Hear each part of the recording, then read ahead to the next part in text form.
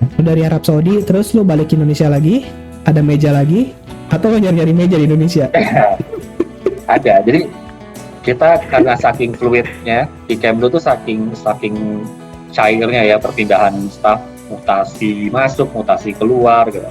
Jadi ya ketika kita keluar nanti masuk lagi tuh kita akan pindah unit, pindah divisi. Gitu. Jadi kita nggak balik ke divisi yang sama. Tergantung yang kosong berarti ya, Jadi divisi yang diperlukan apa, lu akan dilempar ke sana gitu. ya pada intinya sebenarnya di Kemlu itu semua divisi perlu orang karena kita eh, ya kekurangan personil juga lah gitu. Pasti masalah klasiknya dari tahun ke tahun selalu sama. Kita butuh orang gitu, kita understaff, kita ya malah rebutan. Jadi ketika udah tiba saatnya pulang itu dicari, ditarik-tarikin gitu. Misalnya ini apa kan periode mutasi di Kemlu itu di kantor gue tuh Februari sama Agustus. Jadi ketika udah ada periode mutasi either di bulan Februari atau di bulan Agustus, itu unit-unit di pusat itu udah mulai memantau. Oh nih, nanti kan gue 2025 pulang nih, bulan Februari. Nanti ya unit-unit di Indonesia udah memantau, oh nih Arif dari Pretoria nih mau pulang nih gitu. Terutama yang udah pernah kenal gue, yang udah pernah kerja bareng gue, akan, oh nih Arif dari Pretoria mau pulang nih bulan Februari gitu. Tarikin gitu. Jadi di rebutan, misalnya ada yang mau pulang, terus kan ada rapatnya juga. Jadi ketika kita akan penempatan keluar ada rapatnya untuk menentukan siapa di mana. Dan ketika ada mutasi masuk, kan sekali masuk itu misalnya bulan Februari mungkin ada 100-200 diplomat yang pulang dari luar negeri kembali ke Indonesia, itu ada rapatnya juga menentukan siapa di mana gitu. Dan itu biasanya ya udah tarik-tarikan juga. Kenapa nggak ini aja? Kenapa nggak Deplu? Itu kan kurang orang nih sebenarnya. Buka vakan sebesar-besarnya lah. Gue yakin loh banyak putra terbaik bangsa nih orang Indonesia itu yang mau mengabdi di Deplu loh, gue yakin. Cuma kayaknya nih Deplu itu gua sih juga pernah ikutan bro untuk ikutan tes Deplu. Cuma sayangnya memang gua nggak jodoh aja kalau lolos. Gua tuh lolos sampai akhir adalah untuk jadi auditor PPATK. Emang dasar orang keuangan kan ya. Ujung-ujungnya keuangan Itu di juga. mana? PPATK Untuk jadi auditor PPATK waktu itu gua sempat lolos 4 besar, diterima cuma 2. Jadi gue cadangan. Lo bayangin, siapa yang kagak mau jadi auditor PPATK, ya kagak mungkin mereka tolak lah. Tak 2, gue cadangannya 2. Otomatis kan 2 orang harus tolak baru gue masuk kan. Iya kan, udah tesnya udah sejauh mana gitu kan, ya nggak mungkin ya udah karena, tapi gue sudah cukup happy, gue bisa masuk 4 besar saat itu untuk jadi auditor PPATK sebenarnya. Udah keren banget. Cuma gue memang mungkin bukan dunia gue di ASN, dunia gue di swasta. Ya udahlah, gue tetap stay di finansial 16 tahun kan. Tapi itulah, gue menarik banget. Gue pernah ikutan waktu ujian ASN tuh panjang kali lebar cuy ujiannya, sampai ujung-ujungnya sampai tes wawancara gitu kan. Sampai pertanyaannya tuh wawancara, seinget gue wawancaranya kayak di sidang skripsi lah, terus tak ditanya kontribusi apa yang bisa gue berikan atau dari pengalaman gue itu ke PPATK sebagai auditor, ya sampai kayak gitulah. Jadi itu pengalaman berharga sih buat gue ketika gue ikutan sampai proses yang panjang banget gitu kan, sampai gue bisa mutusin bahwa kalau ujian PNS itu, kalau misalnya kita psikologi itu tuh kita nggak perlu ngafal, karena justru kalau kita ngafal malah menghancurkan nilai kita sih sebenarnya. Jawab aja apa yang kita bisa kan. Iya, betul. Kan dilihat ininya juga kepribadian kita. Iya, jadi bukan ketika tes. Bukan jadi gue tuh paling banyak kan? Ya, benar yang lo bilang, untuk tes PNS, CPNS itu gila ininya tahapannya. Panjang kali lebar. Dan saingannya itu waduh. Kalau bukan garis tangan bro, nggak bisa. Nggak masuk, nggak bisa. Itu udah macam-macam faktor itu udah doa orang tua, udah ikhtiar kita, udah garis tangan. Tapi yang paling menentukan ya garis tangan ya, rahmat Allah gitu. Kalau lo bilang enggak ya enggak. Gue setuju sama lo, Saingan gue waktu itu 13.000. Wah, ASN lembaga manapun ya, ketika buka itu saingannya gila-gilaan loh. Gue sendiri tuh waktu gue ikutan, gue tuh termasuk milih-milih sih ikutan ASN ya. Terus begitu gue lihat bokap gue kan pensiunan PNS kan. Begitu gue milih-milih, terus begitu buka itu auditor PPATK, oh keren nih auditor PPATK pula kan. Gue ikut, itu panjang kali lebar tuh, sampai gue kan masih kerja kan saat itu ya. Itu sampai gue cabut dari kantor. Kan kalau ujian PNS pakai lu kemeja hitam putih kan, ya. Yes. Nah itu begitu ujian gue pakai hitam putih, begitu kelar ujiannya gue ganti kemejanya pakai kemeja yang normal, gue ke kantor. Gue sampai begitu. Karena kalau pakai hitam putih pada curiga, lu habis apa lo? Habis ujian ya PNS lo ya. Gue sampai begitu. Yes. Aduh gue. Iya benar. Tapi emang salut sih yang ikut PNS tuh. Gue juga sih garis tangan memang. Lu berusaha sekuat apapun, kalau memang Allah nggak ridhoi di situ ya udahlah. Memang bukan bidang lu, ya kan ya? Saingan gue tuh 13.000 orang, yang diambil cuma 120 waktu angkatan gue. Terus ya kalau bukan garis tangan, ada yang S2 dari luar negeri gagal, ada yang S3 dari luar negeri gagal gitu. Sementara gue yang fresh graduate yang S1 baru lulus bisa lolos, bisa keterima, ya udahlah garis tangan. Itu benar-benar garis tangan itu. Bukan apa ya? Lu ngambil HI bukan sih? Hubungan internasional? Enggak, gue kuliah ilmu politik. Gue sama Dika, gue satu angkatan. Gue politik UI. Lu satu angkatan sama Dika? Kalau angkatan sama kita.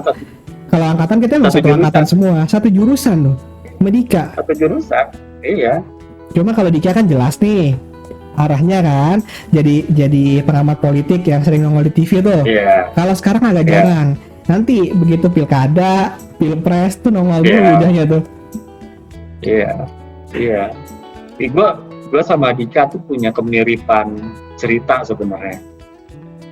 Ini ceritanya malah backward ya, malah alur mundur nih. Dari gue kerja, sekarang gue kuliah, terus balik ke SMA gitu. Jadi kan Dika kan IPA 5 ya, kita IPA 6 ya. Kita kan anak IPA nih. Beda sekelas doang terus, gitu ya? Iya, sebelah-sebelahan lah tetangga kelas. Beda kalau nggak ada guru mereka belajar, kita keluar. Nah, gue main basket gue biasanya kalau nggak ada guru kan. Itu dia. Almarhum Haris kan, main basket. Terus ya Dika yang IPA 5 aja, dia ngakunya kan ngerasa nggak punya kapasitas untuk ngambil kuliah IPA kan. Iya. Apalagi kita yang IPA 6 kan sebutannya IPS atasan dikit. Iya, karena abis kita tendang dikit IPS kan. Iya. Kita kayak anak IPA buangan gitu kan, anak IPA yang gak yakin IPA. Tapi kelas kita tuh hebat loh. Wali kelas kita itu kan guru matematik yang ditakuti kan, karena IPA 6 berubah. Oh bayangin, Bu Herna karena IPA 6 tuh berubah loh. Iya. Iya kan, dari guru yang killer, begitu jadi wali kelas IPA 6, itu guru killer, image guru killer berubah langsung. Iya. Ada Bu Herna baik banget. Iya kan? Ya, terus gue juga jadi inget SMA nih. Iya, lu kocak bro, SMA. Itu gue waktu SMA, cita-cita gue jadi pilot. Oke. Jadi waktu SMA itu kan punya teman mimpi bareng lah. Gue sama Andre Cesar, terus sama Bowo, gitu kan. Kita pengen jadi pilot tuh, gitu. Terus pas menjelang SPMB, kita kan mulai cari-cari kampus cadangan kan, mulai cari-cari kuliah cadangan gitu. Gue tuh gue pengen jadi pilot, orang tua gue pengen gue jadi dokter. Nah, gue pertama gue tetap kekeh kan, oke, pokoknya coba jadi pilot dulu. Kalau jadi pilot gagal, baru jadi dokter, baru tes di kedokteran. Nah, pas kita masih sekolah tuh, gue ke Curug waktu itu. Cuman katanya waktu itu tuh Curug itu belum buka. Jadi Indonesia sempat surplus pilot banyak banget, dan pada nganggur karena maskapai sedikit. Maskapai kan belum sebanyak sekarang dulu. Jadi banyak pilot Indonesia nganggur. Jadi Curug itu sempat berapa tahun tutup, tapi pada tahun itu 2003 itu ada wacana, ada rencana Curug akan buka. Tapi pas gue datengin ke sana itu belum dibuka gitu. Jadi nanti Pak dikabarin gitu. Kan gue sama bokap gue ke sana. Nanti Pak dikabarin kalau kita jadi buka gitu. Ya udah, sambil nunggu Curug, kabar dari Curug, ya udah kita tes kedokteran deh gitu. Jadi buat cadangan gitu. Kalau memang Curug nggak dibuka, ya udah, kan sekolah pilot juga nggak sebanyak sekarang. Lu kalau mau sekolah pilot zaman dulu harus keluar negeri, lu ke Australia atau kemana gitu. Kalau sekarang kan ada di Bali, ada di mana gitu, lebih mudah. Oke, buat cadangan, kalau misalnya Curug nggak jadi buka, tes kedokteran deh gitu. Jadi gua ke Trisakti tuh, gua daftar Trisakti buat kedokteran, gua tes di sana. Tes pertama tes buta warna, dan tes pertama di tes buta warna itu adalah tes pertama tes kesehatan, dan tes pertama di tes kesehatan itu adalah tes buta warna gitu. Dan ketahuan lah gue di situ buta warna parsial. Jadi gue nggak bisa jadi dokter dan gue nggak bisa jadi pilot. Gitu. Jadilah lu diplomat. Nah, baru habis itu kan disorientasi kan, gue cita-cita gue nggak bisa gue raih, cita-cita orang tua gue juga nggak bisa gue raih. Barulah gue sempat disorientasi, baru nyari kampus apa nih, jurusan apa nih gitu buat kuliah kan. Dan ketika milih kampus, sebagaimana layaknya anak IPA, kita punya kesempatan untuk ngambil IPC untuk memperbesar. Gue juga IPC ngambil peluang kan. Iya. Anak IPA kan pasti semua ngambil IPC lah, nggak mungkin lah. Iya, kita bisa milih tiga jurusan kan. Kalau anak IPS kan nggak bisa ngambil IPC gitu. Dan akhirnya waktu itu gue daftarnya tuh sastra Jepang UI, ilmu politik UI, sama manajemen IPB. Manajemen IPB lucunya itu mata kuliah IPA dihitungnya. Oh gitu ya? Kan manajemen ada hitungannya juga sih. Iya, tapi kalau di UI kan manajemen masuk sosial, dia masuk IPS. IPS larinya sosial. Nah, kalau di IPB tuh masih dihitungnya IPA. Makanya gue ngambilnya akhirnya jurusannya tuh yang gue pilih jurusan IPS semua. Sastra Jepang UI IPS, ilmu politik UI IPS, manajemen IPB juga mata kuliah IPS gitu. Walaupun gue anak IPA, dan lucunya lagi gue waktu SMA itu gue kursus IPA, dan gue ngambil super intensif IPA juga. Sama lah, kita anak IPA begitulah. Lu jangan-jangan NF juga lagi, Nurul Fikri. Enggak, gue di apa? Yang ininya Ganesha. Logonya Ganesha GO. Kan zaman kita kan cuma 2, NF atau GO kan. Enggak ada lagi. Apaan? Yang gede setahu gua tuh GO sama Ganesha sama NF deh. Kita tuh anak 39 Galang kebanyakan di Prima Gama belum sebesar gede dulu. Udah gede ya? Iya, terus ada juga SSC kan, Sony Sugema College. SSC itu kan tinggal jalan kaki dari 39 tuh. Iya, sebelah sekolah kita. Banyak juga kan anak sekolah kita yang banyak juga ambil SSC. Iya, jadi gue begitu SPMB, gue tuh nggak belajar IPS sama sekali. Gue belajar IPS itu cuman 1 minggu sebelum SPMB, dan itu cuman latihan soal, dari buku latihan soal gitu. Gue nggak kursus, nggak persiapan gimana gitu. Tapi ya alhamdulillahnya gue bisa lolos SPMB, karena gue yakin di hari pertama kan matematika dasar, bahasa Indonesia sama bahasa Inggris. Gue yakin gue kuat di situ, tapi begitu udah SPMB yang mata pelajaran IPS-nya, itu pasti kacau balau tuh gue tuh. Dan akhirnya lu masuklah UI di ilmu politik ya, bareng Dika. Iya. Terus ujung-ujungnya pilihan kedua. Ujung-ujungnya lu sampai milih HI itu pas begitu kuliah memang gue pengen jadi pengen jadi diplomat, atau memang lu sama lagi nih, gue pilih aja deh apa yang masuk atau yang diterima nih? Gue sebenarnya orientasi gue waktu itu gue pengen jadi wartawan, gue pengen jadi jurnalis, karena banyak senior gue yang juga jadi jurnalis, terus gue juga suka nulis dulu gitu, terus gue malah buta sama sekali tentang profesi diplomat. Jadi gue nggak punya bayangan tuh, karena gue nggak ada keluarga gue, nggak ada yang sebelumnya jadi diplomat, nggak ada orang-orang terdekat gue yang sebelumnya jadi diplomat.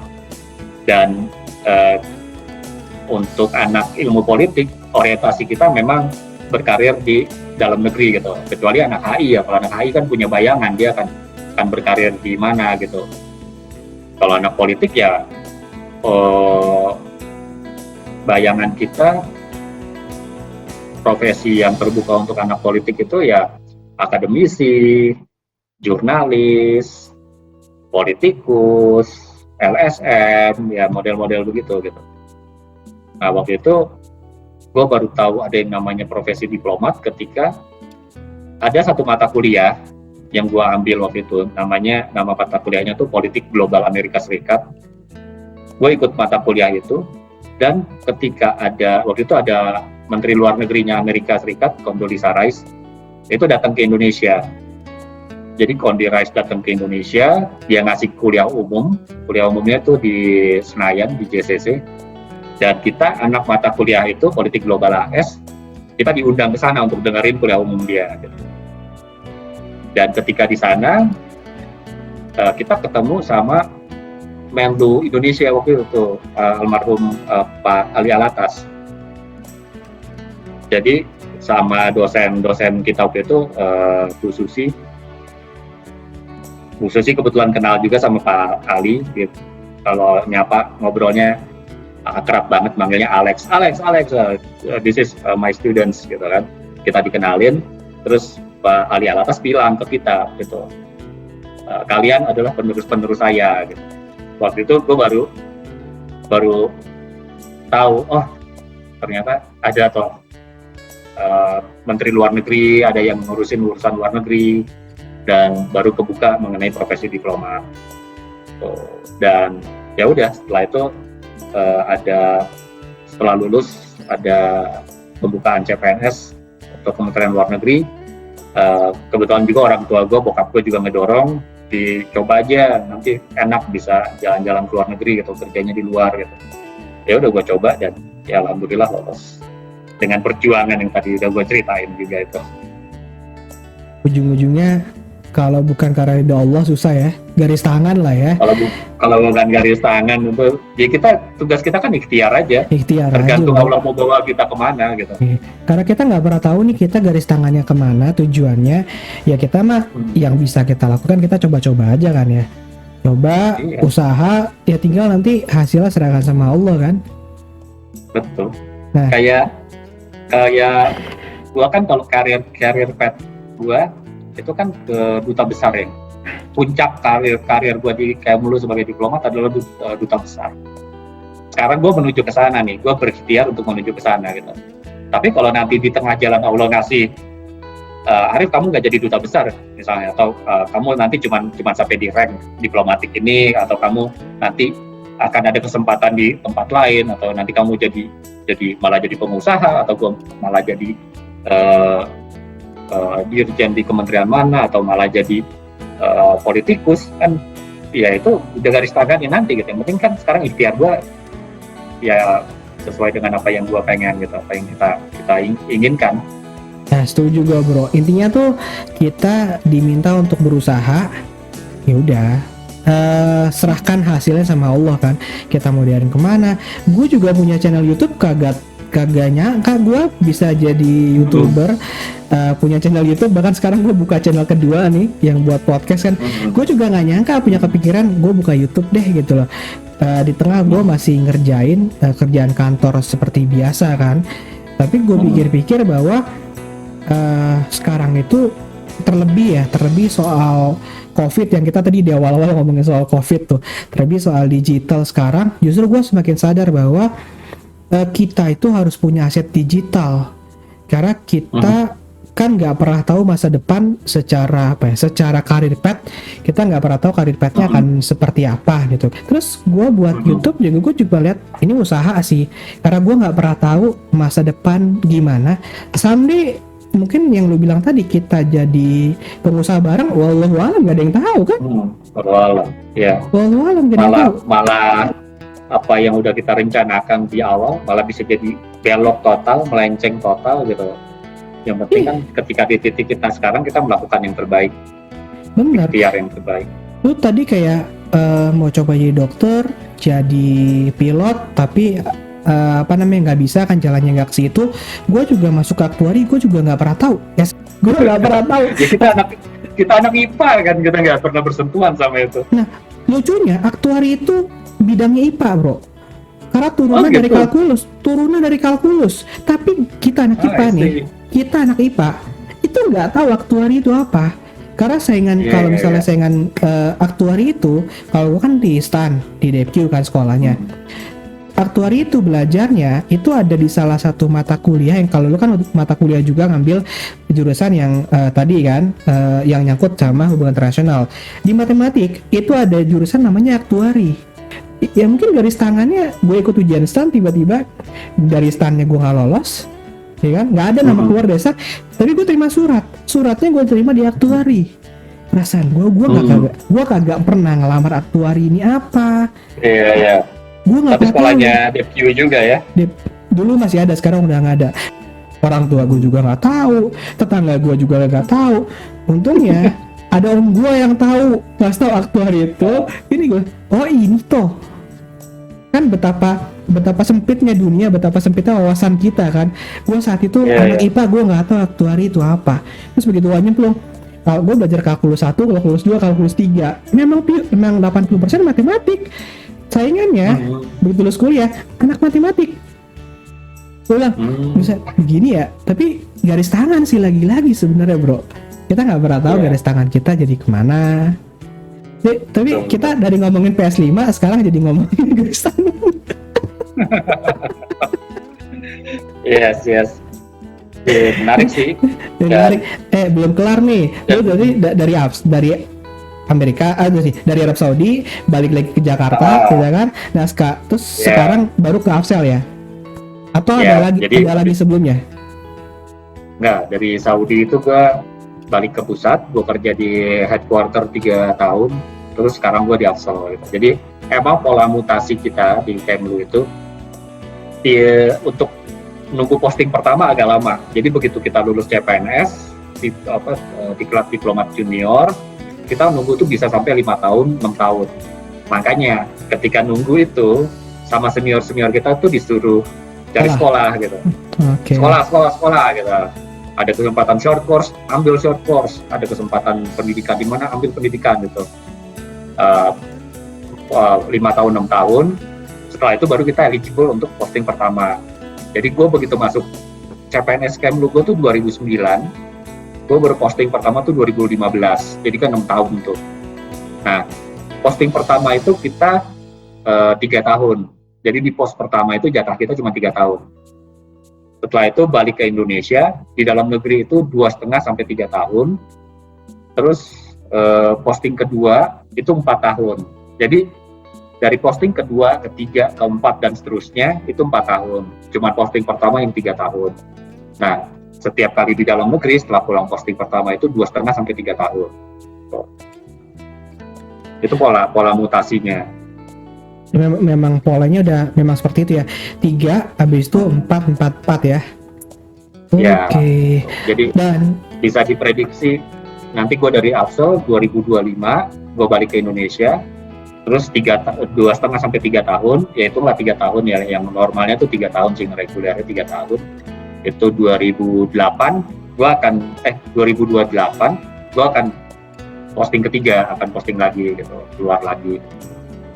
Jadi ya seperti itu terus. Ya memang polanya adalah setiap beberapa tahun sekali para diplomatik kan harusnya di encourage untuk ya jadi ambasador Indonesia kan lah ke kancah dunia kan. Ya. Menarik sih bro, dan apa namanya, berarti kalau misalnya keluarga diplomat berarti anaknya siap-siap harus sekolah pindah-pindah ya, atau misalnya anaknya tetap di Indonesia Itu berarti jauh dari orang tuanya kan. ya, tantangan psikologis untuk keluarga diplomat itu besar banget, karena kita hampir nggak punya kehidupan yang settle. Kita baru 3 tahun, 4 tahun di satu negara, kita harus sudah pindah lagi, nanti 3 tahun di Indonesia, harus pindah lagi gitu. Jadi pindah-pindah terus, terutama untuk anak-anak, ketika mereka baru punya teman akrab di sekolah, ini baru punya teman, baru akrab gitu kan, mereka harus pindah gitu. Nanti adaptasi lagi dengan lingkungan baru, belum lagi ada nanti yang namanya tantangan bahasa, apa sih istilahnya itu, culture. Di culture juga masih beda kan. Iya, jadi dia punya bahasa yang banyak anak diplomat yang ketika harus kembali ke Indonesia kesulitan untuk beradaptasi dengan sekolahnya karena bahasanya beda gitu. Karena begitu ketika dia penempatan di luar, orang tuanya penempatan di luar, dia sekolah biasanya di sekolah internasional dengan bahasa Inggris, pulang ke Indonesia bahasanya beda, kurikulumnya beda. Mungkin yang ketika di luar nggak banyak belajar eksakta, begitu pulang ke Indonesia banyak matematikanya, banyak fisikanya, banyak PR-nya gitu kan, banyak bukunya. Itu jadi tantangan buat anak-anak. Jadi di satu sisi enak untuk memudahkan untuk sambil jalan-jalan ke luar negeri dengan gratis kan, mempelajari budaya orang, tetapi satu sisi ada sesuatu yang memang harus diperjuangkan juga kan, terutama soal keluarga, apalagi anak-anak ya, mereka pastinya kalau orang tuanya kan kita yang memilih kita jadi diplomat gitu kan, ente yang memilih ente jadi diplomat, berarti sudah tahu bahwa tiap tahun sekali nih akan keluar negeri gitu kan. Tapi kan anak tidak memilih untuk jadi anak seorang diplomat kan? Betul. Makanya banyak anak diplomat yang ketika sudah selesai kuliah memutuskan untuk tidak mengikuti jejak karir orang tuanya. Jadi udah kapok, pindah-pindah. Udah nggak mau di Indonesia aja, nggak mau jadi diplomat gitu. Pengen punya kerjaan yang settle di Indonesia, udah capek, pindah terus gitu. Itu banyak juga yang kayak gitu. Karena setiap orang kan beda-beda kan, apalagi anak-anak yang merasa culture-nya kan bagi mereka ya kalau anak udah punya temen ya kita biasanya kalau udah punya temen kan pengennya main sama itu terus gitu kan ya. Kalau kita udah dewasa, kita pilih jadi profesi beda-beda, kayak kita nih profesinya beda-beda ya, karena kita udah temenan duluan di Indonesia, kita nyantai-nyantai aja gitu kan. Tapi kalau anak-anak yang baru mereka ketemu 3-4 tahun tiba-tiba harus pindah lagi ya pasti shock culture kan bagi mereka kan, bagi anak-anak kan. Oke lah. Terus lu gimana nih YouTube-nya nih? Lu kan baru bangun YouTube nih. Nanti bagi teman-teman ya yang mau nonton YouTube-nya, channelnya saya taruh di deskripsi channelnya. Jadi gue tuh bikin YouTube tuh sebenarnya gue pengen punya skill baru, karena gue tuh dari nol banget, gue nggak bisa editing video sama sekali awalnya gitu. Jadi di sini mumpung gue ada kesempatan gitu, banyak yang bisa gue jadiin konten dan jadi salah satu pendorong gue adalah di diklat diplomat itu. Nanti diklat gue udah diklat diplomat media, gue udah nanti ada diklat diplomat pimpinan. Itu gue masih beberapa tahun ke depan gitu. Tapi di diklat itu kita disuruh bikin video singkat gitu. Dan gue udah JPR dulu, gue gak bisa edit video nih. Biasanya yang senior gue itu yang gak bisa edit video ya dibantuin sama anaknya, dibantuin sama yang lain gitu kan. Tapi ya gue pengen at least gue bisa edit simple lah gitu. Itu salah satu pendorong gue. Terus yang kedua, gue pengen punya satu media untuk dokumentasi yang bisa gue lihat-lihat lagi, yang bisa sebagai sejarah kehidupan gue lah yang pernah gue laluin gitu. Dan yang ketiga sebenarnya untuk mempermudah keluarga gue di Indonesia untuk untuk tahu gimana sih kehidupan gue di sini gitu, bahwa ya apalagi orang tua gue ya mama papa anaknya baik-baik aja kok gitu, ini yang dilakukan sehari-hari, kehidupan di sini seperti ini gitu, kayak gitu. Jadi bukan gue nggak punya cita-cita buat montase channel gue gitu, karena emang itu akan, gue yakin effortnya akan besar sekali untuk bisa sampai tahap monetisasi ya. Ujung-ujungnya sih gini sih bro, ujung-ujungnya kalau channel lu nanti eligible buat monet, tetap saran gue tetap di monet. Kenapa? Karena kan lu butuh apa ya, lu butuh alat, lu beli, lu perbaiki. Kalau lu misalnya mungkin lebih serius, lu akan dapat penghasilan tambahan ya, bukan itu tambahan. Lu kan butuh hire orang juga buat jadi editor segala macam, meskipun yang kontrol lu. Ya pastinya monet sih iya, ujung-ujungnya iya itu iya pasti harus lu okein juga nantinya ketika sudah eligible. Saran gua sih, gua pun gitu sih. Gua memang waktu buat YouTube tuh bareng sama temen gua buat channel sendiri, gua buat channel sendiri. Ya pasti image di gua adalah monet, image ya di gua monet. Tapi begitu gua jalanin, ternyata kalau niat kita sudah monet di awal, siap-siap kecewa bro. Gue 2 tahun butuh dapat monet bro, 2 tahun sampai gue gajian dari YouTube, bayangin loh. Tapi karena gue hobi, terus gue lihat oh ya udah ini jadi sebuah hobi, dan alasan gue buat channel kedua adalah itu lebih ke arah tadi, salah satu alasan lu juga masuk, lu pengen ada sebuah apa ya, ada satu yang bisa jadi kayak dokumentari pribadi yang lu bisa lihat kapanpun. Nanti anak lu, keturunan lu bisa lihat, oh bapak gua, kakek gua begini ya dulu ya gitu kan. Itu makanya alasannya gue buat channel kedua yang beda banget. Channel pertama gua tuh memang pure buat monet, itu udah gaming kan. Terus gue mikir kalau gue bikin vlog yang sifatnya ya nanti kalau pandemi udah selesai, gue mau jalan-jalan sama anak gue, sama baby gue kan, dia kan pengen lihat perkembangannya juga, di gimana sih dia waktu masih kecil gitu kan. Paling gampang adalah upload di YouTube. Sedangkan YouTube lu nggak bisa gado-gado algoritma YouTube-nya, lu pasti akan dihajar sama YouTube kalau lu gado-gado. Otomatis karena channel utama gue sudah gaming, jadi gue nggak bisa ngapa-ngapain nih, gue akan bahas gaming di channel utama. Akhirnya gue buatlah channel kedua yang sifatnya yang mungkin banyak gado-gado vlog. Gue buat podcast. Jadi kayak podcast ini tuh gue tuh pengen sharing ke banyak orang sisi positif gue. Jadi pengen channel kedua ini lebih ke arah vlog dan banyak sesuatu yang bisa gue sharing ke orang lain, buat semoga mereka dapat nilai positif lah, kayak obrolan kita nih. Jadi orang tahu, oh jadi diplomat tuh kurang lebih begini. Bahkan informasi soal beli mobil lebih murah di Dubai ya dibandingkan biaya servisnya, itu gue baru tahu sekarang loh. Afsel, yang tadi mindset gue adalah golf itu olahraga orang mahal, ternyata di sebagian dunia tertentu itu olahraga biasa aja, bahkan harganya bisa sampai 1/4 gitu kan. Nah gue sih berharap dengan gue begini nih, karena gue lihat wah teman-teman gue anak-anak IPA 6 orangnya gila-gila ya, gila maksudnya positif ya, maksudnya gila-gila nih, mereka punya pengalaman yang kalau di share sama orang banyak ini bisa jadi sisi positif. Makanya gue bilang, wah kenapa nggak gue podcast aja. Terus gue udah terlanjur invest buat gaming. Gue mikir-mikir, gue juga kayak lu, awalnya tuh gue nggak punya skill buat ngedit, nggak ngerti gue gimana cara produksi YouTube sampai gue bisa ngomong di depan kamera live streaming. Itu juga sebenarnya nggak ada, berkat proses sih awalnya, proses.